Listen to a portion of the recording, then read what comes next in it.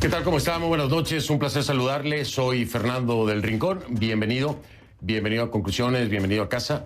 Como siempre le digo, mi casa es su casa y le recuerdo, con muchos motivos para hacerlo, que hoy es viernes. Hoy es viernes y algunos de nosotros tenemos la suerte de haber sobrevivido la semana. Por supuesto que esta noche vamos a continuar con nuestra cobertura en torno al derrumbe en Miami. Hay muchas realidades que afrontar. Una de ellas es el tema de la supervivencia, la búsqueda y el rescate. Se va a llegar a 48 horas. A 48 horas de la búsqueda y rescate, y hasta este momento no hemos recibido buenas noticias. Hay diferentes teorías de la posibilidad de encontrar personas aún con vida bajo los escombros. Hay otras teorías, como por ejemplo el triángulo de la vida, que es la posición en la que las losas pudieran caer sobre objetos de acuerdo a la forma en que se derrumba un edificio. Todo esto lo he aprendido pues durante mis coberturas en terremotos en Haití, en México, que pudieran crear un triángulo en donde una persona puede sobrevivir, y les llaman triángulos de la vida. Son teorías, por supuesto. Pero también hay que analizar la forma en que se colapsa este edificio. De acuerdo al análisis de ingenieros estructurales, la forma en que este edificio se colapsó fue de arriba hacia abajo. No se rompió en su base, sino que cayó losa por losa de arriba hacia abajo en lo que se llama colapso progresivo. ¿Por qué le digo todo esto? Porque de acuerdo a la forma en que cae un edificio, es que puede existir mayor oportunidad de que se generen estos espacios conocidos como triángulos de la vida, donde una persona podría resguardarse o protegerse de las losas. Sin embargo, la caída de este edificio, este colapso progresivo de arriba hacia abajo, es sumamente difícil. No estoy siendo pesimista, estoy siendo realista. Y en la experiencia, en la cobertura de terremotos que he hecho en diferentes partes del mundo, México, Haití, en el mismo Fukushima, aunque haya sido, en el mismo Japón, cuando la planta nuclear de Fukushima, aunque haya sido un tsunami, porque hubo derrumbe de estructuras, parece sumamente difícil que en este caso particular se vayan a encontrar a pocas o muchas personas con vida, por las características del desplome. Este es el primer punto que hoy nos tiene a todos en vilo. Y para ser honesto, a muchos de nosotros desganados, dolidos, frustrados e impotentes. Pero por el otro lado, se ha despertado una nueva angustia. Después de dar cobertura ayer a esta terrible noticia, esta tragedia, empecé a recibir mensajes y llamadas de amigos que viven en la zona de Surfside para preguntarme: Fernando, ¿por qué se cayó el edificio? ¿Mi edificio se puede caer? Aún no hay una explicación concreta, puntual, de cuál fue la causa por la que este edificio colapsó. Pero sí hay muchas personas hoy preocupadas por sus edificios. Las normas de construcción de 1970, 1980 no tienen nada que ver con las normas de construcción del 2000 en adelante. Evolucionaron, cambiaron. Y entonces estos edificios, ¿cómo se construyeron? ¿Con los mismos materiales y las mismas normas con las que se construyó este edificio colapsado? ¿Se está a tiempo de hacer una revisión y corregir? ¿Se puede salvar el resto de la estructura y los edificios que pudieran estar en riesgo se pueden actualizar? Todas estas son realidades, todas estas son dudas que han surgido y que son muy válidas. Imagínese usted, para aquellos que vivimos en un piso 47, pensar que en nuestro sueño podemos no despertar más. Así que mientras esperamos sobrevivientes, es importante, muy importante, entender cuál fue o cuáles fueron las causas. Y es muy importante que las autoridades en el estado de la Florida tomen las medidas necesarias para evitar que esto vuelva a ocurrir. ¿Hay inspecciones? Sí. Se llegaba a la inspección de los 40 años. Estaban a punto de hacerla. Tal vez hay que cambiar las normas. Tal vez no son inspecciones a los 40 años. Y si una inspección necesaria cada año a todas aquellas propiedades que se encuentren cerca de la costa. Porque además, el nivel del agua por el cambio climático sube. Todo esto que le acabo de decir, es lo menos que se puede tomar en cuenta para honrar la vida de aquellos que hoy muchos ya lloran. Y para que no vuelva a ocurrir una catástrofe y una tragedia de este tamaño. Si en algo se puede honrar a quienes fallecieron, es tomando las medidas y previendo que esto vuelva a ocurrir. Comenzamos.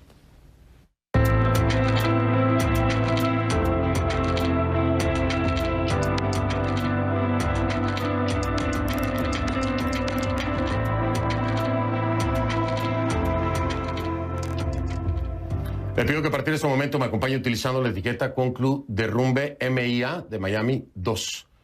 El hashtag es Conclu Derrumbe MIA 2, número 2. Es el segundo día de cobertura, Conclu Derrumbe MIA de Miami, número 2 del segundo día. Esa es la etiqueta, sus comentarios, mensajes de apoyo y todo lo que ustedes consideren positivo y necesario es bienvenido. Conclu Derrumbe MIA 2, a mi cuenta en Twitter, @soyfdelrincón. @soyfdelrincón. El número de muertos es lo que hoy se habla. ¿Cuántos serán? Hasta ahora, aumentó a 4. Y el de desaparecidos también aumentó. En decenas. Hasta alcanzar los 159. ¿Recuerda usted que eran 90 y tantos? Le informamos ayer de acuerdo a los cálculos de las autoridades. Bueno, ahora son 159 los desaparecidos. Continúa, por supuesto, sí, la búsqueda y rescate de manera minuciosa, sin parar, a pesar también de las inclemencias del tiempo, con mucha lluvia durante el día de ayer y la noche también. El día de hoy, de nueva cuenta, como se lo adelantaba, esto dificulta muchísimo las labores de rescate.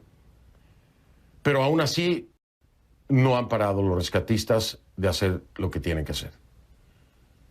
3 cuerpos fueron encontrados durante la noche del jueves al viernes, entre los restos de la torre colapsada, que se suman al hallado el jueves temprano. Esta es información que da el jefe de bomberos de Miami-Dade.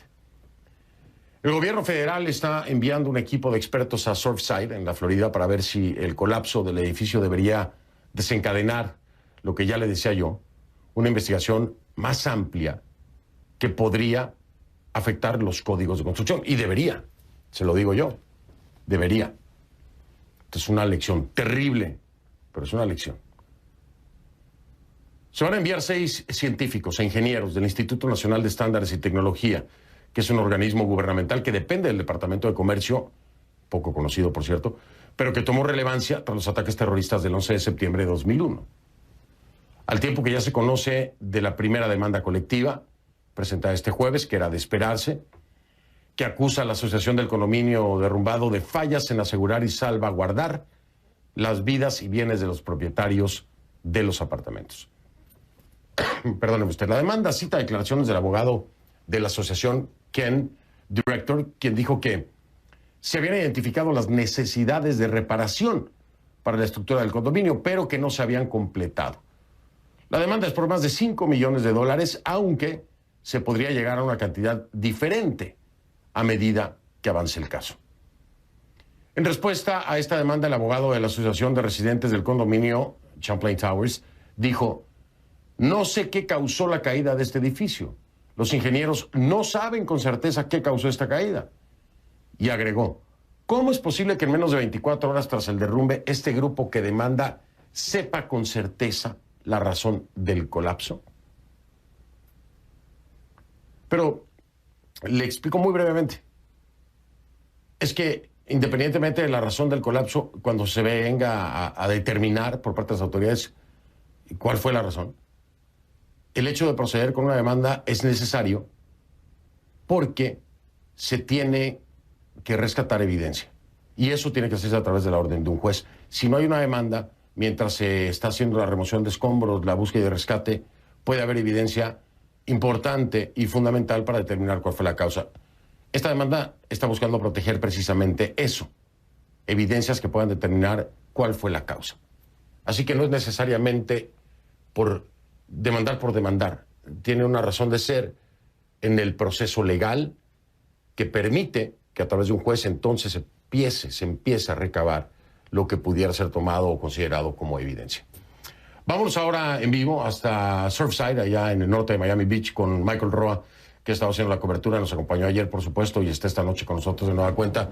Michael, adelante, gracias por acompañarnos, te escucho con atención, ha sido un día, sin duda alguna, de expectativa, en el que esperábamos, todos hemos estado esperando alguna buena noticia, pero Michael, hasta ahora nada, cuando ya se van a cumplir 48 horas, no hemos escuchado de otro rescate de personas con vida. Michael. Hola Fernando, esto es una pesadilla de la que muchas de estas familias no quisieran despertar.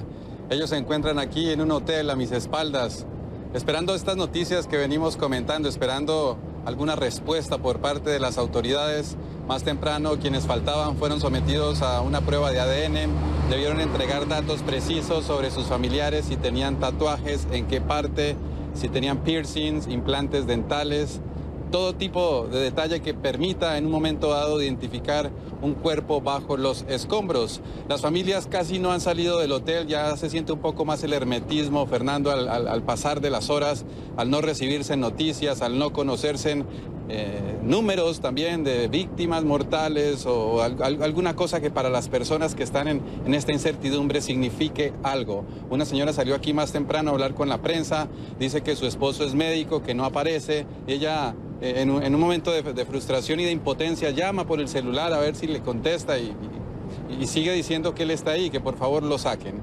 Todo esto mientras las autoridades aquí del condado de Miami-Dade acaban de anunciar hace unos minutos que van a autorizar el ingreso aquí al estado de la Florida del equipo experto de rescate de México, conocido como los Topos. Ellos llegarán en las próximas horas. También del grupo de rescate israelí, el Hatzalah, que cubre todo tipo de emergencias, también muchos conflictos en Oriente Medio. Todo esto para apoyar la operación de rescate que realizan más de 100 bomberos, 80 de ellos tienen experiencia en cubrir terremotos como el de Haití que mencionabas, como la experiencia que se vivió aquí con el ataque del 9/11, y también han estado cubriendo huracanes, eventos donde se requiere su expertise para poder detectar, para poder rastrear con estas cámaras, para poder con estas sondas tratar de escuchar, tratar de ver vida bajo los escombros. Una familia, Fernando, habló con CNN más temprano y también coinciden en que antes de que se derrumbara la torre sur de este edificio se escuchó un ruido, como un rugido, algo que los alertó y los hizo salir, y en el caso de esta familia todos se salvaron de la tragedia. Sentimos un estruendo muy grande, no sabíamos a ese punto lo que era. Mi esposa saltó y fue a ver los niños.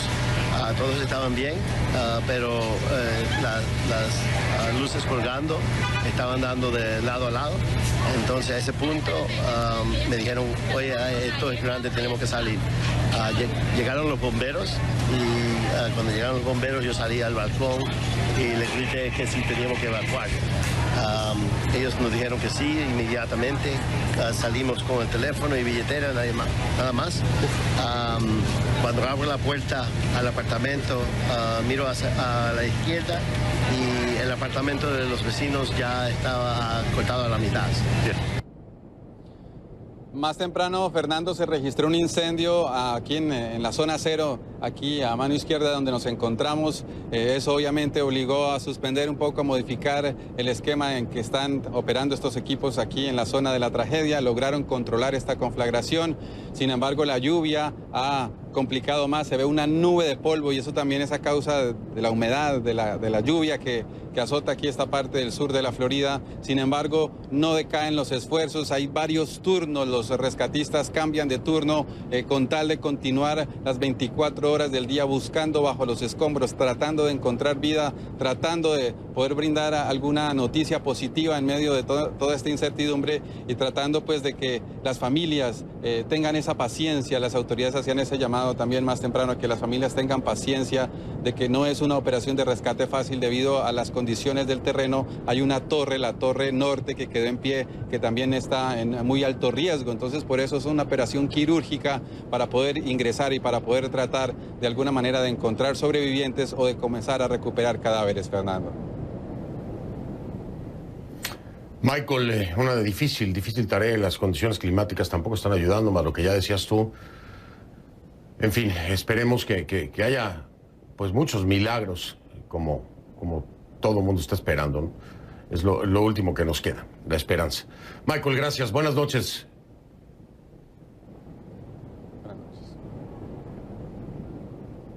Michael Roa en vivo desde Surfside, Miami Beach. Vamos con mi primer invitado de esta noche.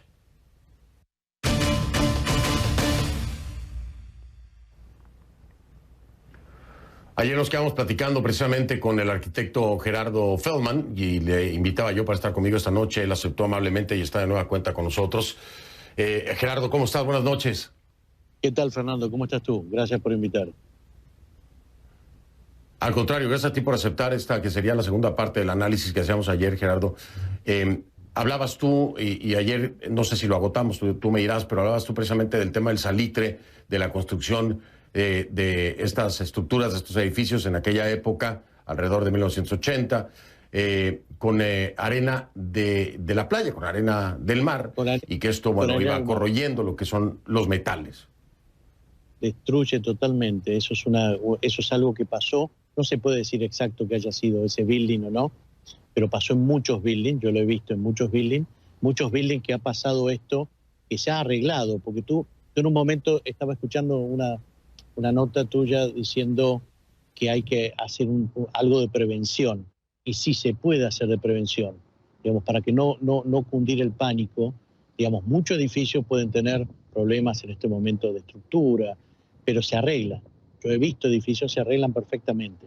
Lo que pasa es que hay que hacer un camino crítico y prepararlo, digamos, preparar los pasos a seguir de eso, pero se logra, se puede revivir. O sea, no es algo dramático. Yo lo he visto en varios casos, no es algo dramático. Sí. Y eso es algo que quería hablar contigo más a detalle, Gerardo, porque como lo mencionaba al principio del programa, muchas personas, amigos, conocidos me empezaron a llamar de esta zona para preguntarme, Fernando, ¿puede pasar esto en mi edificio? ¿Qué fue? Y yo quiero preguntarte, Gerardo, ¿hay que hacer una revisión de todos esos edificios? ¿Se debería de hacer una revisión de todos esos edificios que fueron construidos más o menos en la misma época y a pie de playa? ¿Esto tiene que hacerse? Bueno, yo creo que hoy mismo me enteré que salieron varios inspectores de la ciudad a recorrer edificios. Yo creo que se tiene que armar eso. Obviamente los 40 años debería pasarse a mucho menos y las revisiones después cada 10 años. Eso realmente es súper importante. Pero se va a tomar, a partir de ayer algo va a cambiar.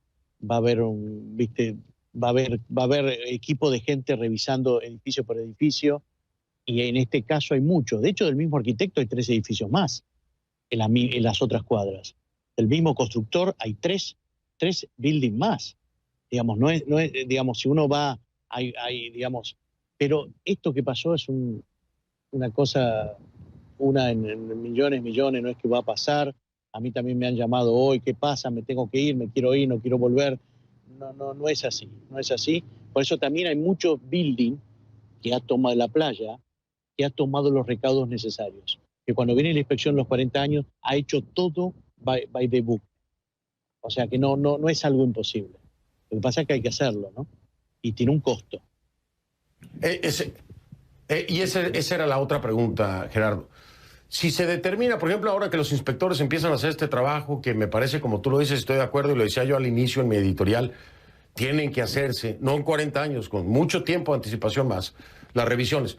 Si encuentran otros edificios así, con problemas, ya sea estructurales o con el material que se construyeron, Gerardo, esto no quiere decir que el edificio tiene que demolerse. Se puede restaurar todo esto, se pueden rescatar y dejar en perfectas condiciones, ¿no?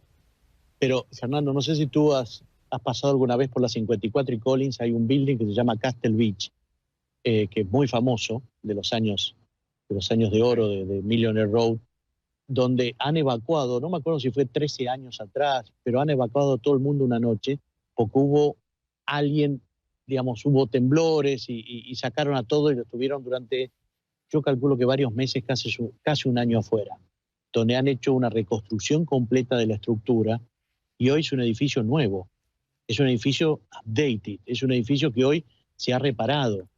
Y como es, hay varios sin tener que sacar la gente afuera. Hay gente que viviendo se ha reparado. Y las reparaciones duran 2 años, sí, duran 2 años. Hay un special assessment, sí, hay un special assessment. Hay bancos que financian eso también. Digamos, no es algo imposible. Y yo creo que a partir de ayer esto va a empezar la ciudad va a empezar a exigirlo de una manera más dura. Estoy seguro de eso. Sí, estoy seguro. Deja de marcar pausa, Gerardo, y regreso un momento para que continuemos hablando. Es el arquitecto Gerardo Feldman, que me acompaña por segunda noche consecutiva porque había mucho más que hablar. Y le quiero agradecer a Gerardo para todas esas personas que hoy están con esta inquietud, esta paranoia, este miedo de sus edificios, ya sea que son cercanos al que se derrumbó parcialmente o que son construidos en la época de los 70, fueron construidos en la época de los 70, 80. Ya escucharon. No tienen que salir corriendo, no tienen que venderlo ya, no se va a caer, se pueden rescatar y seguramente se van a revisar. Entonces, calma,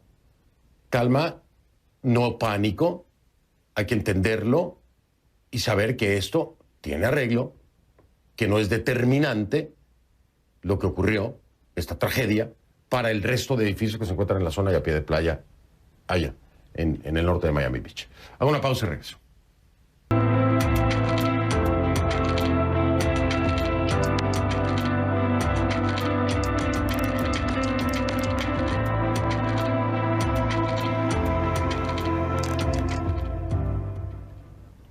Continuamos conversando con el arquitecto Gerardo Feldman, quien me acompaña, le digo por segunda vez. Gerardo, quiero reiterar, gracias por traer calma en esto que generó mucha inquietud en muchas personas en la zona, sobre todo, bueno, pues allá en el norte de Miami Beach, era muy importante. Ahora, quiero preguntarte otra cosa, Gerardo, porque la información que tenemos es que este edificio había estado hundiéndose gradualmente hasta 2 milímetros por año, si me equivoco. Y ese es otro tema, el subsuelo. ¿Tiene algo que ver? ¿Te dice algo a ti que se haya colapsado el edificio de arriba hacia abajo? No, lo que me está diciendo que escuché una nota de alguien que la noche anterior no pudo entrar, tenía un auto deportivo, no pudo entrar al garage por la cantidad de agua. De hecho, la entrada de agua en el parking, en el nivel más bajo, era notoria. Y eso salió en muchos comentarios, que había agua. Eso significa que en las napas estaba creciendo el agua. Por ende, esa agua salina que está en las napas estaba destruyendo todas las bases. Digamos, el aislamiento no estaba funcionando y eso es lo que debilitó. O sea, no había, para mí, o sea, no había estructura y no había hierros. O sea, eso lo debilitó más el movimiento del peso en la terraza, que eso es lo que hizo, que no logro entender por qué estaban trabajando arriba cuando tenían que trabajar abajo. Esa parte no la logro entender. Pero bueno, deben tener sus motivos, ¿no? Eso sería lo que provocaría el colapso progresivo, como lo definen los ingenieros estructurales, que es de arriba hacia abajo, ¿no? El tema del subsuelo, Gerardo, me imagino que es un tema generalizado en toda esta zona de los edificios a pie de playa. ¿Cómo se puede enfrentar esto? ¿Cómo se puede controlar esto? ¿Cómo se puede, pues, no sé, frenarlo? Bueno, digo, no hay manera de hacerlo, ¿o sí hay? Bueno, sí hay. Hay una barrera impermeabilizante que hay que hacerle. Se hizo, yo lo he visto en buildings ahí en Bal Harbour, lo he visto que lo han hecho perfectamente. Y de hecho tienen bombas de agua subterránea sacando el agua para que no esté. y todo alrededor de cada columna fue impermeabilizado. Se puede hacer, se ha hecho en varios buildings. O sea, se ha hecho en varios buildings. La verdad que no, eso se puede hacer. Es costoso y hay que dedicarse. Yo creo que ahora, a partir de la inspección de los 40 años, van a obligar más seriamente a hacerlo. O sea, porque estas cosas no se ven y van a obligar, aunque no se vean, de inspeccionarlo, para tomarlo en cuenta eso. Esto, por supuesto, tiene que ser responsabilidad de los dueños de los edificios, ¿correcto? Claro, de la asociación. En este caso, la asociación yo tengo entendida que era in-house. No era una empresa terciaria, sino que ellos mismos eran los que administraban. Tengo entendido eso, no lo tengo claro, pero por lo que estuve leyendo, ellos mismos administraban. Sí, y el tema ahí es que hay empresas que se encargan de eso, de la administración de los edificios. Oye, Gerardo, mil gracias por haberte tomado tiempo viernes por la noche de continuar esta charla que teníamos ayer, pero mira, cuántas cosas pendientes quedaban de esclarecer y nos has ayudado muchísimo, de verdad te lo agradezco. Y, lo que precises, bueno, pues Fernando, estamos en comunicación. A tu disposición, Fernando, lo que precises. Gracias, qué amable, qué amable. Gerardo Feldman, arquitecto, me acompañó para darnos más información, precisar tantas dudas que había sobre si se puede prevenir, si se puede arreglar, si se puede... Bueno, ya lo escuchó usted. Prácticamente todos los temores que me comentaban ayer, que me cuestionaban, ahí están las respuestas. Hay una forma de arreglarlo, pero se tiene que trabajar. Y se tienen que cambiar las normas y se tienen que cambiar las inspecciones para que esto nunca más vuelva a ocurrir. Bien, voy a hacer una pausa, voy a regresar con un invitado, otro más especial, por supuesto, como todos los que están aquí, que tiene muchísima experiencia en este tema de rescate de víctimas. ¿Sí? Hablaremos sobre los trabajos que se están haciendo en el edificio colapsado en Surfside y qué posibilidades hay de que ya cuando se cumplen casi 48 horas, la forma en que colapsa este edificio, se puedan encontrar personas con vida aún. Puede ser brutal la realidad o esperanzadora, no lo sé. Se lo voy a preguntar al regresar.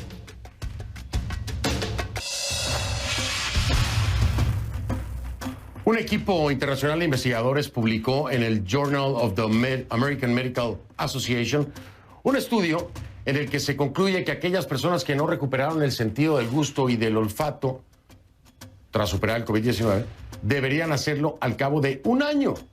Un experimento en curso en el que participan unas 100 personas mostró que puede llevar meses recuperarlo, pero que se recupera. A los 8 meses, la evaluación olfativa objetiva confirmó la recuperación completa en 49 de 51 pacientes, es decir, el 96,1%. Los científicos agregaron que su hallazgo sugiere que se puede esperar un aumento adicional del 10% en la recuperación a los 12 meses.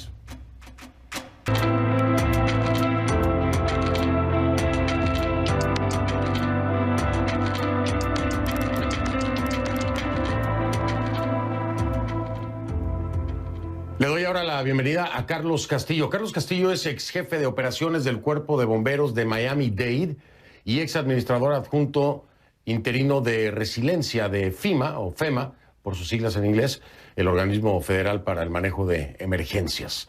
Bienvenido y gracias por estar aquí, Carlos, muy amable. Gracias a ustedes. Carlos, la pregunta que todo el mundo se está haciendo y de acuerdo a tu experiencia, por supuesto, hay muchas características que si quieres las podemos puntualizar y analizar, pero la pregunta es, se van a cumplir ya 48 horas desde que se colapsó el edificio y pues el día de hoy no hemos recibido buenas noticias de personas rescatadas aún con vida. Ha estado lloviendo desde la madrugada, la trágica madrugada en la que se derrumbó hasta el día de hoy. Continúa lloviendo y esto también es un elemento que hay que tomar en cuenta. En tu experiencia, Carlos, ¿qué tan factible ves tú que de estos 159 desaparecidos podamos en las próximas horas empezar a escuchar que se rescatan personas con vida? Pues sí, y lo he hecho y lo he visto. Mi primera respuesta fue para entender el terremoto en Armenia, en la Unión Soviética, en 1988, y rescatamos a una señora de 60 años que había estado atrapada en un edificio que se derrumbó por 5 días y vivió. de 60 años. Siempre existe la posibilidad que hayan personas con vida, quizás tomando agua de lluvia, otra manera, pero las personas son muy resilientes y pueden aguantar bastante y no perdemos la esperanza. Otra cosa que tienen a favor es que los rescatistas que están ahí son los mejores del mundo. Tienen experiencia por toda parte del mundo. Nosotros hemos respondido. El equipo empezó con el terremoto en 1985 en Ciudad de México. Y si se acuerda, le llamaban los bebés de milagro, que en un hospital que se rescataron después de varios días. Y hemos seguido creciendo el equipo con más experiencia y más equipo. Carlos, claro, el terremoto de México del 85, yo estaba ya precisamente en México, terrible el haber trabajado ahí, se necesita una experiencia enorme para lograrlo. Ahora, las características ambientales de Miami son completamente diferentes a las características ambientales de la Ciudad de México. ¿A qué me refiero? La humedad, ¿no? Es un clima tropical que pues reblandece los materiales, el tipo de construcción. En los Estados Unidos también se usa mucho el tablarroca o el drywall, como se le conoce aquí, para construir el interior de los departamentos. En casi todos lados es así. En México es ladrillo, es concreto, se utiliza mucho menos el drywall. Esto es un factor importante para poder pensar en supervivencia o no. Es decir, el punto que se usa drywall no influencia tanto porque el drywall no es paredes de apoyo. Las paredes de apoyo son de concreto, como en este edificio, de ladrillos también, pero no de drywall. Drywall es más cosmético para tapar las paredes, pero en sí no afecta la sobrevivencia. Lo que sí afecta es quizás si hay vacíos, cuando cae el edificio que quedan 2 vigas, por ejemplo, que crean un vacío, ahí pueden estar las personas y se están con perros que saben lo que buscar, con aparatos de sonido, aparatos de fibra ópticas que pueden ver bien finito con un cable que se puede llegar a partes donde el humano no puede entrar. Y todo eso son cosas que ayudan para buscar encontrar víctimas con vida. Carlos acaba de tocar un punto que yo le decía a usted ahí en casa al inicio del programa, que es la teoría del triángulo de la vida, esos espacios a los que se refiere Carlos precisamente, donde puede una persona sobrevivir, porque quedan pues prácticamente protegidos por el mismo derrumbe. Carlos, el hecho de que la forma en que se derrumbó este edificio, de arriba hacia abajo, prácticamente como un pancake, así es como lo definen, la forma en que cayó, y después de ver el video pues queda claro que va cayendo losa sobre losa. No cae hacia un lado el edificio, cae prácticamente completamente encima. ¿Reduce la posibilidad de encontrar estos triángulos de vida, estos espacios? Sí, claro, lo reduce. Y si mira los videos, los escombros son pequeños, la mayoría, pero sí existen las plataformas mayor. Pero sí, eso afecta la probabilidad de encontrar víctimas que están vivas todavía. ¿Cómo no? Claro, es que era un punto importante y quería explicarlo. Obviamente se lo explicaba yo a la gente, pero que lo expliques tú mejor. Es así. Por supuesto, es un pancake, es losa sobre losa. Es más difícil encontrar estos espacios que se le conoce como triángulo de vida. Reduce la posibilidad. Eso no quiere decir que no exista la misma. Voy a hacer una pausa, Carlos. Regreso para seguir hablando contigo acerca de esto que hoy es la pregunta de la esperanza. ¿Cuántos van a poder rescatar con vida? ¿Cuántos se van a poder encontrar? No tenemos la respuesta, pero con el conocimiento de Carlos vamos entendiendo un poco más cuáles son las posibilidades. Regreso en un momento.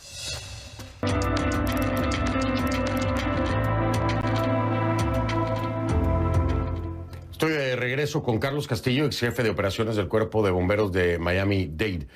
Carlos, quería preguntarte, hacía referencia tú al terremoto de 1985 y por supuesto hay que pensar en la tecnología también como una nueva herramienta para poder trabajar más rápido, para poder rescatar y encontrar personas más rápido, dadas las condiciones con las que se opera el día de hoy. ¿Cuáles son las mayores ventajas que hoy tendrían los bomberos y los rescatistas que están trabajando en este momento a diferencia de un 1985? Yo pienso que la primera ventaja es el uso de teléfono celular, aunque como cuando ocurrió el derrumbe fue por la noche, por la madrugada, que quizás estuvieran durmiendo, pero sí los tendrían ahí, y personas que pueden llegar a eso pueden llamar al 911 y explicar dónde están. Eso es una que ha pasado en otros casos similares. Otra cosa es la tecnología avanzada para los rescatistas en todo. Siempre ha sido una meta difícil llegar, encontrar víctimas que están viviendo, o sea, encontrar personas que están vivas metido en el escombro, porque es riesgoso para los rescatistas entrar, pero si ven que hay alguien con vida, van a poder determinar cómo afectar y cómo poder entrar, lo cual toca una precisión casi quirúrgica, que tienen que ir separando el edificio para poder sacar a las personas. Hay equipos de sonido que se puede oír, o hay un movimiento, alguien hablando, alguien respirando quizás. Otros equipos fiberópticos que pueden entrar por donde personas no pueden entrar, y los perros que han avanzado en su capacitación de poder encontrar a personas que están con vida y identificar las que hayan ya fallecido. Dependen cómo entrenan, enseñan diferentes características. Creo que las probabilidades de encontrar personas con vida hoy en día es más que era cuando en el 85 o en el 88 de otros terremotos que han habido. Y eso es algo que es positivo, y por eso digo que no deben de perder la esperanza. Y la última pregunta que quiero hacerte, Carlos, ya para despedir es, ¿cuánto tiempo más calculas que se mantenga la etapa de búsqueda y rescate antes de determinar que se tiene que empezar a hacer ya la remoción de escombros? ¿Cuánto tiempo más crees que las autoridades vayan a dar de búsqueda y rescate? Le digo que la contesta es el tiempo que toman, porque nadie va a hacer la decisión de si todavía, primero, si personas que siguen con vida, o si lamentablemente hay personas que han fallecido ahí, todavía no van a usar el equipo pesado para remover los escombros. Entonces, la operación se convierte a una de recuperación, de recovery. Entonces, menos riesgo para el rescatista, pero tienen que todavía tener mucho cuidado porque todavía existe parte del edificio. Y lamentablemente ya no es tanto el tiempo, pero todavía van a hacer todo posible para sacar a las personas. Y si ve que mucho del video que se ve de allá, ya han traído maquinaria pesada para sacar los escombros de donde ya han aclarado que ya no existe nadie ahí, y empiezan a remover esos escombros poco a poco. Sí, claro, qué bueno que lo dejas en claro, porque muchas personas decían, bueno, y si ya viene la maquinaria pesada es porque van a empezar a remover escombros. No, es de las zonas donde ya saben que no hay ni personas vivas ni cuerpos y necesitan ir abriendo espacio para trabajar y seguir el rescate. Carlos, mil gracias por haberme acompañado y por darnos toda esta información que nos ubica un poco más en la realidad de qué se puede hacer y esperar todavía con las personas que pudieran estar con vida y atrapadas bajo los escombros. Gracias, muy amable. Mucho gusto, gracias. Buenas noches, era Carlos Castillo, ex jefe de operaciones del Cuerpo de Bomberos de Miami-Dade, quien me acompañó. Voy a marcar una pausa y ya regreso. Científicos de la Universidad de Michigan dicen haber desarrollado una forma innovadora de utilizar los datos de los satélites de la NASA para rastrear el movimiento de pequeños trozos de plástico en el océano. Estos microplásticos se forman cuando la basura plástica se descompone en el mar por los rayos del sol y el movimiento de las olas. Y claro, esas pequeñas motas de plástico son dañinas para los ecosistemas marinos. La técnica usa datos del Sistema de Navegación Global de la NASA, una constelación de pequeños satélites que mide la velocidad del viento, brinda datos sobre la fuerza de los huracanes y ahora detecta microplásticos desde el espacio.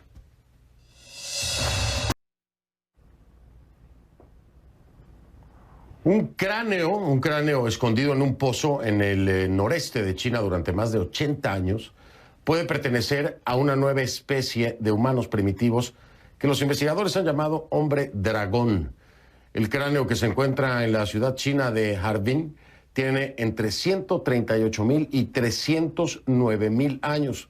Este antiguo homínido habría tenido una cara extremadamente ancha, ojos profundos con cuencas oculares grandes, dientes grandes y un cerebro de tamaño similar al de los humanos modernos.